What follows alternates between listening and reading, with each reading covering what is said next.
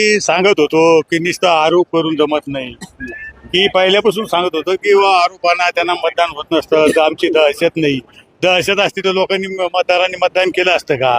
दहशत असल्या लोक बाहेर निघत नाही. पण दहशत, काल मी पैठणला आलो तर सगळे मतदार माझ्या सोबत होते. मला एक सांगायचं की हे विकासावर प्रेमावर हे मतदान होतं. आणि हे काही आजचं नाही ना, अनेक संस्था अनेक वर्षापासून या शिवसेनेच्या बाळासाहेबांच्या आशीर्वादाने, एकनाथ शिंदे साहेबांच्या आशीर्वादाने या ताब्यात आहे. शिवसेना मराठवाड्यात बालेकिल्ला शिवसेनेचा समजला जायचा. 2 शिवसेना झाल्या त्यानंतर उद्धव ठाकरेंनी एकही सभा घेतलेली नाही आणि जे आकडे येतात त्यात ही महायुती पुढे दिसते. काय सांगाल? म्हणजे मला एक सांगा, महायुतीचं काम आहे आणि उद्धव साहेब काय सांगते ना, कुठे जाते? अशी पाळी आली त्यांची सगळ्याची नेत्याची की त्यांना सभा घ्यायला सुद्धा माणसं नाही, कुठं जायची सुद्धा परिस्थिती त्यांना कोणीच. तुम्हाला सांगतो, आता अंबादास असन, खैरे असन, पैठणला आले पण सभा नाही घेतल्या, गल्ली बोळीत फिरत बसले.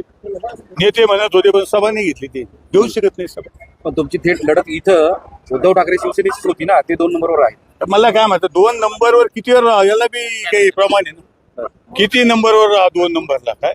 आणि आमची भाजपची युती नव्हती ना. मला एक सांगा, 3600 काही मतांनी निवडून आलेलं आहे, याला काही फरक आहे की नाही काही?